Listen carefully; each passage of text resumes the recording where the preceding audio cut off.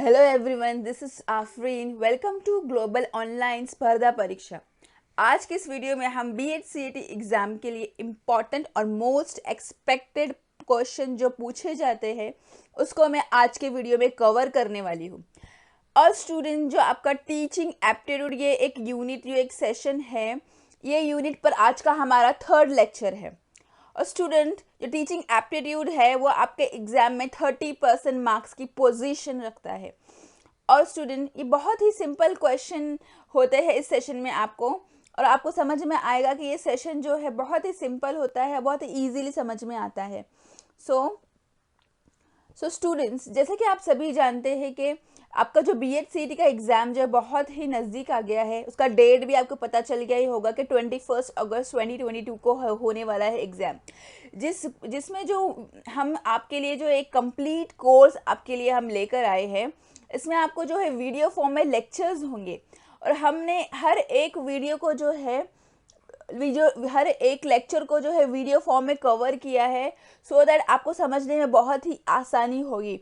और हमने आपके लिए नोट्स भी प्रोवाइड कर रखे हैं जो कि वेरी सिंपल और एकदम इजी लैंग्वेज में नोट्स है। एकदम इजी लैंग्वेज में आपको हमने डिज़ाइन करके दिया है। और फिर स्टूडेंट, जो प्रैक्टिस एमसीक्यूज़ है उसमें आपको वो भी आएंगे, और आपके इसमें हम आपको मॉक टेस्ट भी सॉल्व करने को देंगे। मॉक टेस्ट से क्या होगा, जिससे आपको पता चलेगा कि आपने कितनी प्रैक्टिस की है और आपको और कितनी प्रिपरेशन की ज़रूरत है। और मैं आपसे कह रही हूँ कि आपके एग्ज़ाम में भी जो है 100% जो है क्वेश्चन जो है इसी जो हम हमारे सेशन से कोर्स से ही पूछे जाएंगे। आपको 100% ये गारंटी है। और आपके एग्ज़ाम के लिए बहुत ही टाइम कम बचा है। स्टूडेंट्स, परचेज करो, और ये आपका जो है कोर्स से, आप अपने कोर्स से, इस कोर्स से लाभ उठाए, क्योंकि बहुत ही कम टाइम बचा है। बहुत ही कम टाइम में बहुत अच्छा स्कोर कर सकते हो। अगर आपको ये कोर्स परचेज करना हो तो व्हाट्सएप नंबर दिया गया है, आप इस पे कांटेक्ट कीजिए। Let's begin today's MCQs. Students, पहला क्वेश्चन है, there are 3 sources of education. कौन कौन से 3 सोर्सेज ऑफ एजुकेशन है ये पूछ रहा है। स्टूडेंट्स, मैं आपको बताना चाहूँगी जो 3 सोर्सेज एजुकेशन है, यानी कि उसको कहते हैं 3 आर्स प्रोनाउंसिएशन कहते हैं। इसको कहते हैं 3 आर्स प्रोनाउंसिएशन। इसके अंदर आता है रीडिंग, राइटिंग एंड अरिथमेटिक। ठीक है, लेकिन स्टूडेंट्स आप याद रखिए, ये जो थ्री आर्स प्रोनाउंसिएशन है ये एक एजुकेशन सिस्टम था।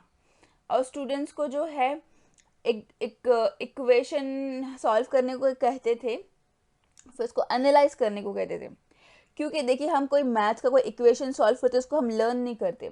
We read it, write it and analyse it, means arithmetic. Okay, arithmetic it's like math के जो वेरिएबल्स को हम सॉल्व करते हैं और इसके जो आंसर को हम क्या करते हैं, एनालाइज करते हैं। इसका करेक्ट आंसर है it's A, reading, writing and arithmetic. जो 3 सोर्स ऑफ एजुकेशन है वो है reading, writing and arithmetic. It's very simple. Second question है हमारा, these are the objectives of primary education. First thing is, आपको जो है बहुत अच्छे से क्वेश्चन पढ़ना है, बार बार क्वेश्चन पढ़ना है, so that once you get the question कि क्वेश्चन में क्या पूछा है, आप इजीली आपको आंसर पता चल ही जाएगा कि इसका आंसर क्या आने वाला है। सी, प्राइमरी एजुकेशन के ऑब्जेक्टिव्स क्या क्या है एग्जाम में पूछा है। तो पहले सबसे बड़ी चीज क्वेश्चन में ये पूछा है कि प्राइमरी एजुकेशन क्या है, आपको ये पता होना चाहिए। सी, प्राइमरी एजुकेशन क्या है ये। प्राइमरी एजुकेशन जो है standard 1st to 4th standard तक की हमारी जो एजुकेशन होती है वो प्राइमरी होती है। ठीक है, इसको क्या कहते हैं, प्राइमरी एजुकेशन कहते हैं। इसमें आप देखोगे तो हमारा फर्स्ट क्वेश्चन है, फर्स्ट ऑप्शन है observation in inquisitiveness in children and developing self study. First thing is observation. See, student क्या करते हैं, इस प्राइमरी एजुकेशन के जो बच्चे होते हैं, ये जो क्या होता है, छोटे बच्चे होते हैं, एंड ये स्टडी जो है प्राइमरी एजुकेशन की वेरी लो स्टडी होती है। इसमें क्या है, पहला ऑब्जर्वेशन। बच्चा जो है, जब बच्चा छोटा होता है, लाइक प्राइमरी एजुकेशन मीन्स वो उसकी एज भी कम होती, तो हर चीज़ वो ऑब्जर्वेशन से सीखता है। सीख। And second is inquisitiveness. Inquisitiveness का मतलब हुआ कि एग्जाम में हम बच्चों को कैसे देखेंगे, कैसे एनालाइज करेंगे, कितना उसको आता है। And third thing is and developing self study. Developing self study. Self study is like के उसके अंदर खुद से पढ़ने की कितनी सलाहियत, उसको आप अपनी सलाहियत उसके अंदर डाल सकते हैं सो that he can do a self study. ठीक है, ये तो ठीक लग रहा है ये हमको ऑप्शन. ऑप्शन बी क्या है? To create national and emotional unity. C, national and emotional unity means what? Students आप जब बच्चों को पढ़ाते लिखाते हैं तो उनके अंदर जो एक इमोशंस भी होते हैं, राइट? इमोशन को जगाना है, उनके अंदर बताना है. ठीक है, हमारी बातों से फ़र्क भी पड़ता है. That's called emotional and national unity. And third thing is to create smart, intelligence and responsible citizens. See, ये एजुकेशन जो है आपको पता है, मैंने फिर बता दूं कि बहुत ही लो एजुकेशन रहती है, प्राइमरी एजुकेशन, बच्चे भी छोटे होते हैं इसमें. सो देखो, इनको हम स्मार्ट और इंटेलिजेंस बचपन से ही बनाने की कोशिश करेंगे तो उनकी जो ये अपने एक सिटीज़न के लिए अच्छे से रिस्पॉन्सिबल हो जाएंगे. सो इसके जो A B C will, it seems कि सब तीनों ऑप्शंस करेक्ट लग रहे हैं. तो इसका करेक्ट ऑप्शन हुआ all of the above. So ये ऑब्जेक्टिव हुए हैं प्राइमरी एजुकेशन के. नेक्स्ट क्वेश्चन है, if a child is unable to attend school full time. अगर कोई बच्चा जो है पूरा टाइम स्कूल को अटेंड नहीं कर पाता है तो इसका क्या मतलब है? सो इसके लिए क्या करना चाहिए हमको? तो फर्स्ट ऑप्शन है get kicked out of school. क्या उसको स्कूल से ही निकाल देना चाहिए? नो. फिर इसके बाद हम क्या करेंगे? हमारी स्कूल खाली हो जाएगी? ऐसे बच्चे तो ऐसे ही करेंगे. B is non formal education centres should be provided for him. C, non formal education centres जो है ऐसे बच्चों को प्रोवाइड करना चाहिए. Non formal education means what? Non formal education is ऐसी एजुकेशन जो इसकी जो लर्निंग जो होती है लिमिटेड और स्पॉन्टेनियस होती है, उसको नॉन फॉर्मल एजुकेशन बोलते हैं. और फिर आप सोचोगे तो फॉर्मल एजुकेशन क्या है? फॉर्मल एजुकेशन में क्या होता है? लर्निंग जो शेड्यूल और टाइम्ड होती है. ठीक है, सो इट्स लुक्स लाइक कि बी ऑप्शन हमको थोड़ा ठीक लग रहा है. A is wrong, B is correct. C क्या है? Not being able to attend A is his personal matter so nothing we can do. So it's like not being able to attend is his personal matter so nothing we can do. C, उसके matter को हम, मतलब ऐसा तो नहीं है कि हम उसको अटेंड नहीं कर पाएंगे, पर्सनल थिंग्स को तो हम कुछ नहीं कर पाएंगे. It's like no, it's like a irrelevant option. So correct option is B. Non formal education centres should be provided for him so that he can continue with the full time school study. Okay, question है dash should be the aim of becoming a teacher. C, हमको teacher बनने के लिए हमारे पास क्या M होना चाहिए? First thing is craving for knowledge. Yes, knowledge is the only thing which can we are delivering, right? So which can deliver or which are doing it, like whatever we are learning, which is we are delivering our things to our students. So looks like a option is correct. Okay, next thing कि हम next option को देखते कि what it seems a correct or not. Not getting another job, it's not a thing कि हमको कोई job नहीं मिल रही तो so that हम जो है हमारा ये एम रखते हैं टीचर बनने का. No. C is becoming a teacher is easy. C, becoming a teacher is easy, it's not a thing, लेकिन उसके अंदर भी हमको बहुत सारी चीज़ें जानना बहुत ज़रूरी है. So it's looks like no, C option is also incorrect. D क्या? Teacher has more holidays. के टीचर को बहुत ज़्यादा हॉलीडे होना चाहिए इसलिए हमको टीचर बनना है, ये एम नहीं होना चाहिए. So correct answer is A. Craving for knowledge should be the aim of becoming a teacher. Next question is the teacher should motivate the student to study because. देखो, एक टीचर को जो है स्टूडेंट को क्यों मोटिवेट करना चाहिए कि आप पढ़ो पढ़ो पढ़ो. इसके लिए ये लोग पूछ रहे हैं कि क्यों उनको मोटिवेट करना चाहिए. सी, हम एनालाइज करते हैं ऑप्शंस को. फर्स्ट है so the course ends early, जो कोर्स जो है जल्दी खत्म हो जाए इसलिए. नो. बी क्या? It save the teachers time. क्या टीचर का टाइम सेव होता है इसलिए. No, even it looks like wrong. C क्या है? So the students gets to do supplementary and extra reading. ठीक है, इट्स लुक्स लाइक के करेक्ट ऑप्शन है. So the student gets to do a supplementary and extra reading, क्योंकि जब student को हम मोटिवेट करेंगे तो उसको जो है खुद से ही इसका मन करेगा कि हाँ थोड़ा और मैं अच्छे से करूँ और अच्छा थोड़ा और ज़्यादा पढ़ूँ. ठीक है. And D is so the course ends on schedule. Course क्या है वो एक टाइम पे ख़त्म हो ऐसा.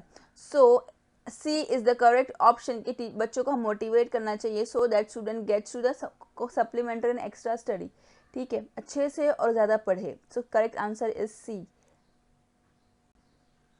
Which of the following situations will increase students participations? देखिए ये क्वेश्चन में पूछा है कि कौन कौन सी ऐसी सिचुएशंस है जो स्टूडेंट को जो पार्टिसिपेट करने के लिए जो है वो बढ़ाती है। ठीक है, तो first is a very to the point of lecture. A very to the point of lecture, क्या पॉइंट ऑफ लेक्चर जो है उस पर रहने से क्या स्टूडेंट का जो है वो इंक्रीज होता है participation. B is question asked by the teacher. ठीक है, जब क्वेश्चन पूछा जाता है टीचर को, क्वेश्चन जो टीचर जब क्वेश्चन बच्चों को पूछती, क्या उससे होता है बच्चों का पार्टिसिपेशन इंक्रीज। या सी डिमॉन्स्ट्रेशन बाय द टीचर, या फिर टीचर कुछ एक्सप्लेन करती है चीज़ें उससे पार्टिसिपेशन इंक्रीज होता है। या फिर क्वेश्चन आस्क्ड बाय स्टूडेंट, या क्वेश्चन जो है खुद स्टूडेंट पूछता है। सी जब भी क्वेश्चन पूछेगा स्टूडेंट तो उससे क्या होगा, चीज़ें उसको समझने के लिए ईजी हो जाएगी, मतलब what ever doubts he have, जो उसके डाउट्स भी क्या हो जाएंगे, क्लियर हो जाएंगे। So it's correct option is D, question asked by student, so it increases students participation. A student came late while the class was in progress, मतलब student जो है वो लेट आया क्लास में और जब क्लास जो है चल रही थी।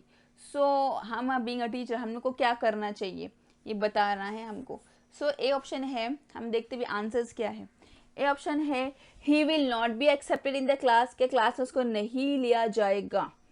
Option B is ask him the reason for coming late, उसको पूछा जाए भाई तो क्यों लेट हुआ, सो दैट अगर जेन्युइन रीजन है so we can take him in a class. Okay, C क्या है, punish him without asking anything, क्या एक सही है कि उसको सजाई दे दो बिगर कोई रीजन जाने।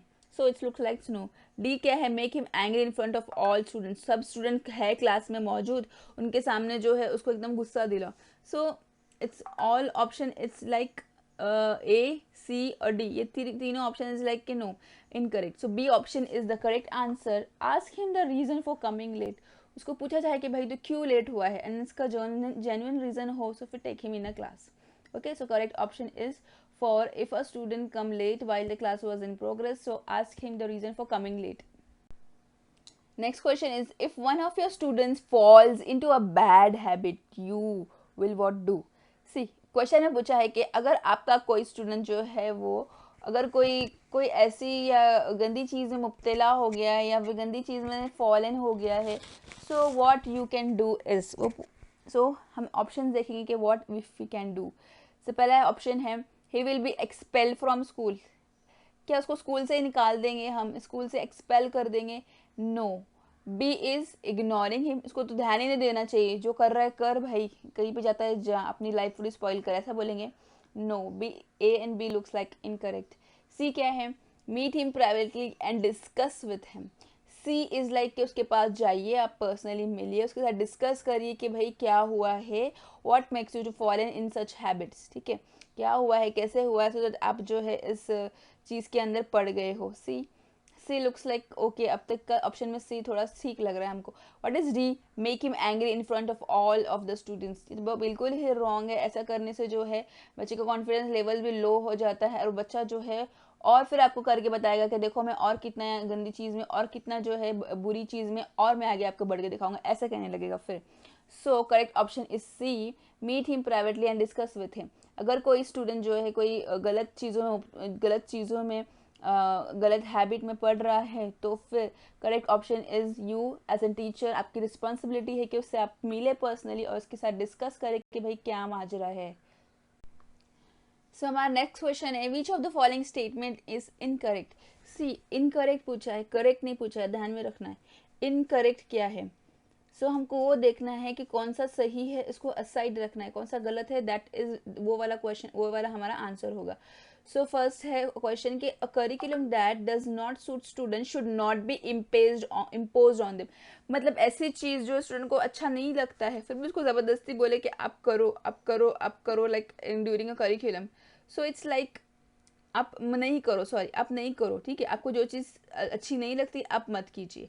सो इट्स लुक लाइक ये सही है, सो हमारे आंसर नहीं बनता है। B question is, B option is everyone should be guided considering individual differences, C ये करेक्ट है, क्योंकि एवरीवन को मतलब हर एक को मतलब उसका जो है उसका क्या है इंडिविजुअली, उसका क्या बन रहा है, लाइक व्हाट ही फील्स, उसके अकॉर्डिंग ही हमको रखना चाहिए। सी समझ रहे हैं, इसके अकॉर्डिंग हमको कंसिडर करना चाहिए। So B even looks like correct, A and B looks like correct, but we want answer जो इनकरेक्ट हो। So option C is the education environment should be very strict and discipline and authoritarian. C अगर देखिए education का environment जो है अगर उसको हम स्ट्रिक्ट रख देंगे तो देखिए जितना चीज़ हम स्ट्रिक्ट रखेंगे ना उतना बच्चे जो क्या करेंगे उसके और आगे बढ़ के जो है और जो हर चीज़ों को क्या करेंगे अपोजिट करने की कोशिश करते हैं। सो इसको डिसिप्लिन और जितना भी